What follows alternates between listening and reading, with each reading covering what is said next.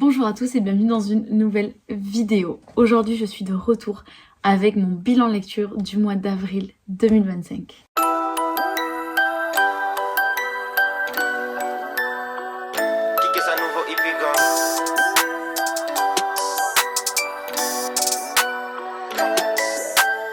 Alors, le premier livre que je vais vous présenter dans cette vidéo, il s'agit d'une bande dessinée et la première chose donc que j'ai lue au mois d'avril, c'est le tome 4 des Vieux Fourneaux.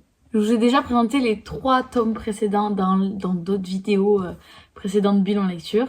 Le tome 4, je l'ai tout autant aimé que les précédents. Peut-être plus, je sais pas, il avait une petite dimension... Je sais pas, un petit sujet il y avait un petit plus dans cette BD par rapport aux précédentes qui a fait que je l'ai peut-être préféré qu'au tome précédent.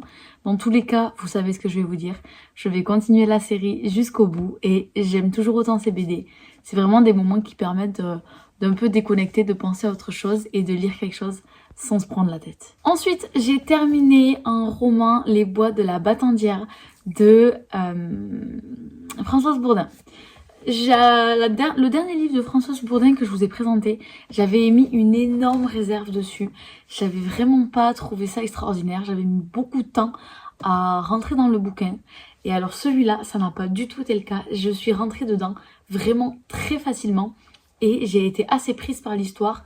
Ça reste quelque chose d'assez classique, c'est du Françoise Bourdin. On sait à quoi on s'attend à peu près en ouvrant ce genre de livre. Mais franchement, celui-ci, j'ai bien aimé. Pour ce qui est de l'histoire, on suit donc une exploitation forestière dans la forêt du Jura, des Alpes, je sais plus du tout. Bref, et en fait, la femme qui tient cette exploitation, elle l'a de son ancien mari qui est décédé sur l'exploitation. Et donc, on suit toute cette histoire avec son mari actuel, son second mari qui n'est clairement pas la personne dont rêve toute femme indépendante sur cette planète. Et donc voilà, on suit la vie de l'exploitation, on suit la vie de cette jeune femme, de ses enfants, etc. On la voit guérir de ce veuvage, on la voit guérir de pas mal de choses et j'ai trouvé ça assez beau, assez bien amené. Donc oui, je vous conseille ce livre qui franchement a été lu très rapidement pour ma part. Ensuite, j'ai découvert une autre bande dessinée qui s'appelle Cher corps de Léa Bordier et autant vous le dire tout de suite, j'ai eu un énorme coup de cœur sur cette bande dessinée. Qu'est-ce que c'est Cher corps, c'est une bande dessinée qui recueille plein de petites histoires de femmes et de leur rapport à leur corps. Chaque histoire étant illustrée par une autrice de BD différente, une illustratrice différente. Et j'ai trouvé ça très très sympa parce que Léa Bordier n'est clairement pas dessinatrice ou autrice de bande dessinée. Je crois qu'elle est cinéaste ou quelque chose comme ça de base. Et elle est partie sur ce projet de film qui raconte des histoires de femmes. Ça a pris un tel engouement. Je crois que c'est ça. Hein. Attention, toute la préface... De toute manière, vous avez tous les détails dans la préface de la bande dessinée.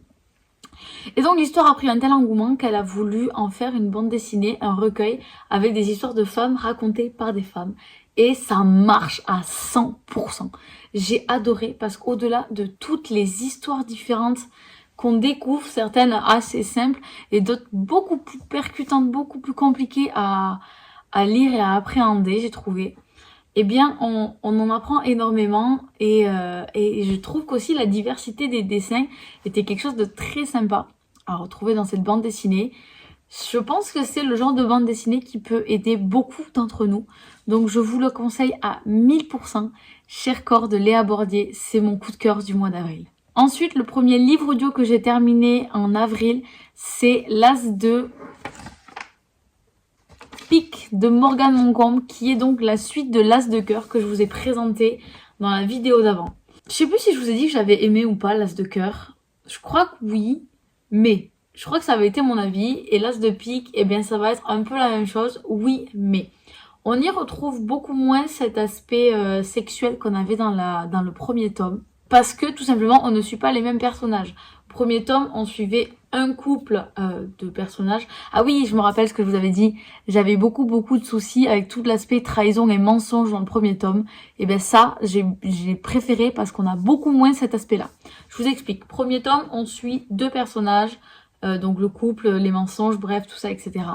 Second tome, on suit un autre des personnages qu'on avait en secondaire dans le premier tome. Et bien ça devient le personnage principal dans ce second tome.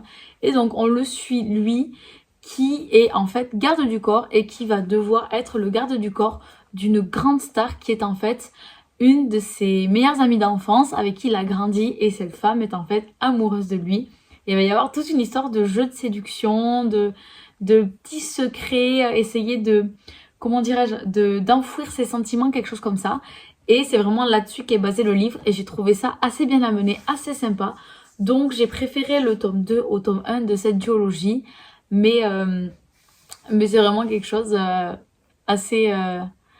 vraiment pas prise de tête à lire, et j'ai vraiment kiffé l'histoire. Ensuite, toujours en audio, j'ai découvert 1984 de George Orwell. Alors, j'ai eu la chance de le découvrir avec l'abonnement Audible parce qu'il fait partie de la bibliothèque plus Audible, et je n'avais pas du tout vu quand je l'ai démarré. C'était une lecture immersive. Je crois que c'est la deuxième fois que j'écoute ce genre de choses grâce à Audible. Et en fait, lecture immersive, c'est-à-dire que contrairement à un livre classique où vous avez vraiment une ou plusieurs voix qui vous lit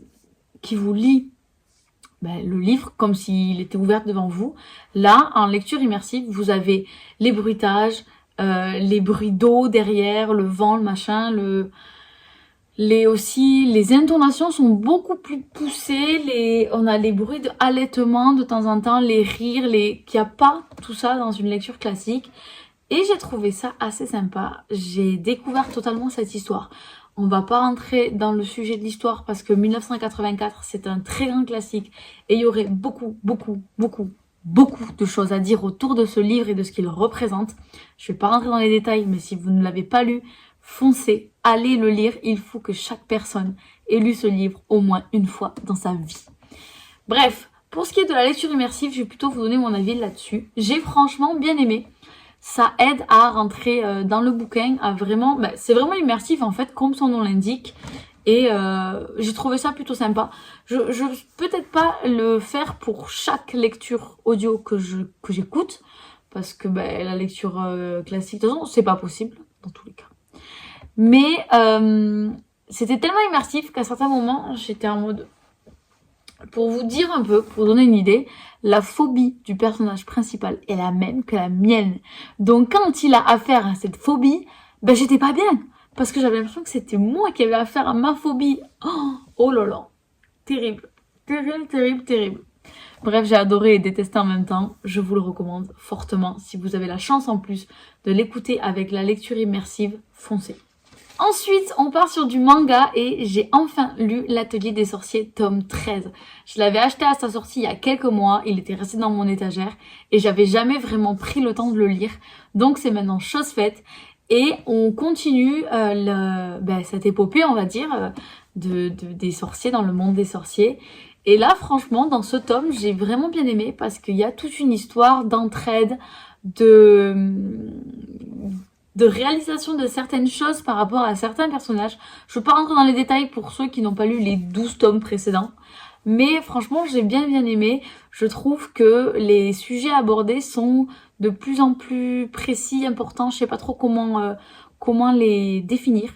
Mais j'ai adoré ce tome et bien évidemment que j'achèterai le 14 dès qu'il sortira au mois de juillet. Donc ensuite j'ai lu La Fabrique des Petits Bonheurs. J'ai plus le nom de l'auteur, mais dans tous les cas vous aurez la couverture par là. Et franchement j'ai bien aimé ce livre, c'est très mignon. Dans ce livre on suit, c'est plein de destins qui se croisent, plein de personnes qui se croisent, parce qu'on se retrouve dans une petite ville, ou grande, je me rappelle plus.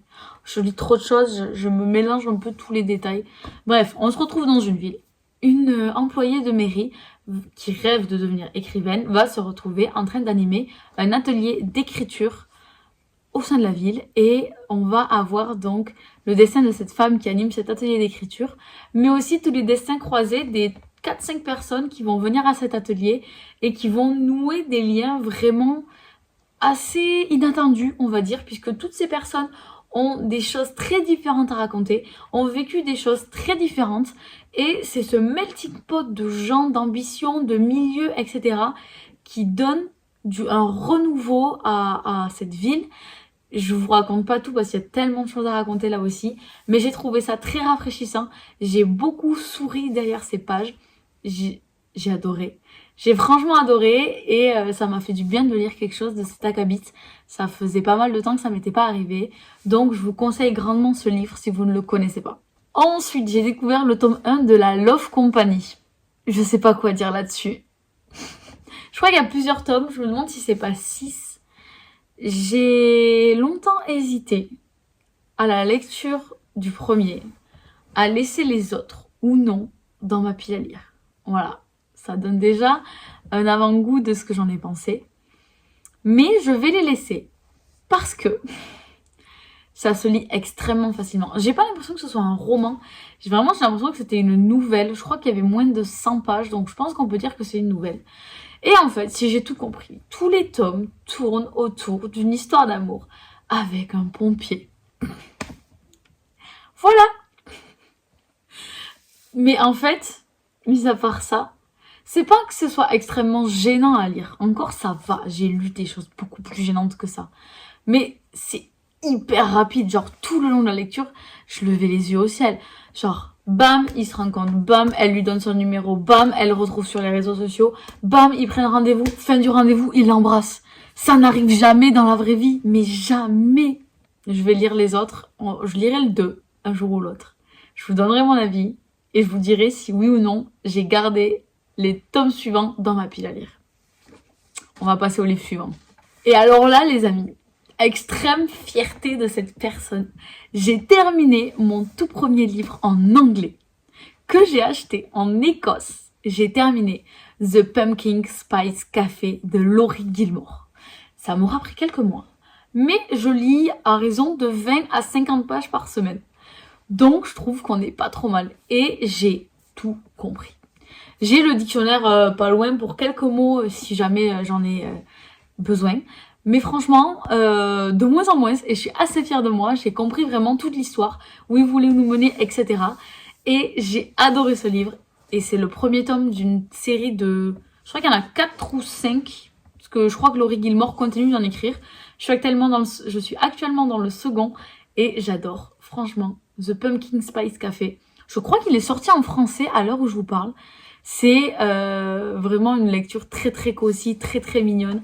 Allez le lire si c'est pas encore fait, je vous le conseille à 1000%. Mais de l'avoir lu en anglais, je suis pas peu fière de moi, messieurs, dames. J'ai ensuite écouté en audio Mon cœur a déménagé de Michel Bussy. Ça faisait extrêmement longtemps que je n'avais pas lu ou écouté de Michel Bussy. Et ça m'avait manqué. C'est un auteur que j'adore. Ça fait partie de mes auteurs de mystères et de policiers préférés sur Terre. Parce que on ne sait jamais où il va nous emmener. Et la fin de ses livres, il y a toujours des rebondissements extraordinaires, des trucs sortis de nulle part qu'on sait pas d'où ça vient en fait.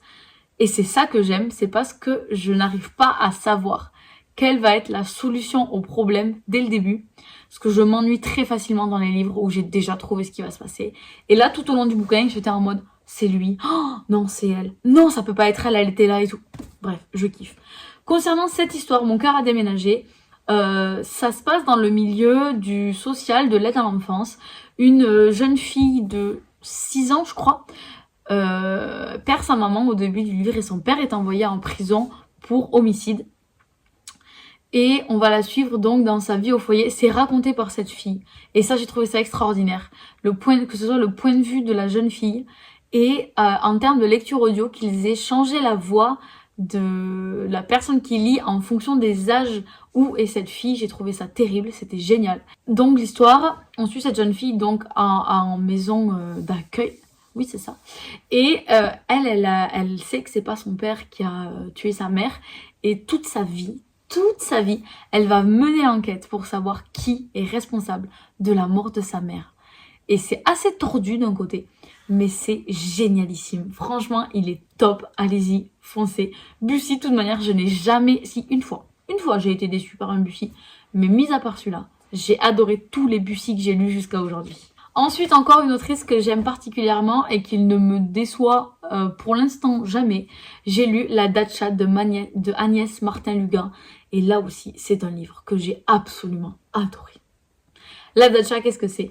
Donc, c'est une personne au début qui se retrouve sans abri et qui va être recueillie par le propriétaire d'un hôtel qui s'appelle la Dacha et qui va être donc engagée pour faire la saison dans cet hôtel, mais elle ne va jamais repartir de l'hôtel et va faire partie de la famille de l'hôtel comme si c'était vraiment sa vraie famille.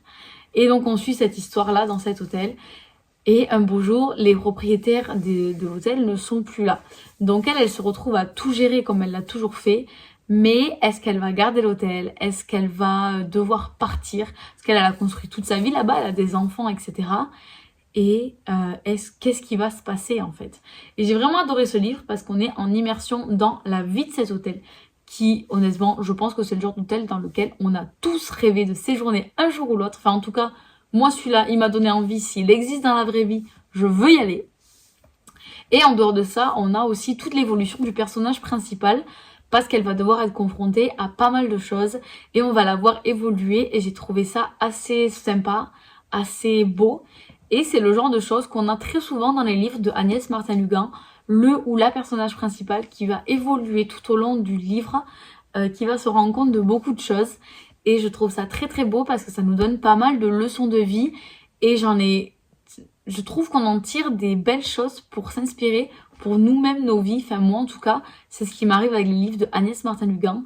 Et donc je vous recommande celui-ci comme les autres. Agnès Martin-Lugan, c'est vraiment une valeur sûre. Ensuite, on repasse sur du manga où j'ai lu le tome 6 de Vanilla et Chocolat. Bon, là, comme la suite, j'ai bien aimé ce tome. Je lirai les suivants. Voilà, on s'arrête là. Et ensuite, on termine avec 2 livres audio. Le premier qui est The Spanish Love Deception, qui est ma première lecture audio commune que j'ai écoutée avec Julie, que vous avez vu dans la vidéo Kiabi. Et alors ce livre, je peux pas vous dire que je l'ai adoré, mais je peux pas vous dire que je l'ai détesté. L'histoire est assez sympa, c'est une jeune femme qui doit aller au mariage de sa sœur en Espagne, elle est aux États-Unis et elle a dit à toute sa famille qu'elle était en couple, donc il faut qu'elle trouve quelqu'un pour amener au mariage là-bas, un faux petit copain. C'est un ennemi to lovers, elle va y aller avec son collègue qu'elle déteste. Ils ne peuvent pas s'encadrer, mais est-ce vraiment le cas? Bref, j'ai trouvé ça très sympa comme intrigue, comme histoire, jusqu'au moment où à 20% à peu près de la fin du livre, ils y ont mis du sexe. Mais alors là, c'était que ça. Mais que ça, que ça, que ça. Et ça nous a saoulés, je dis nous parce que je sais qu'elle aussi c'était le cas. Mais vraiment, pour vous dire, ça m'est jamais arrivé.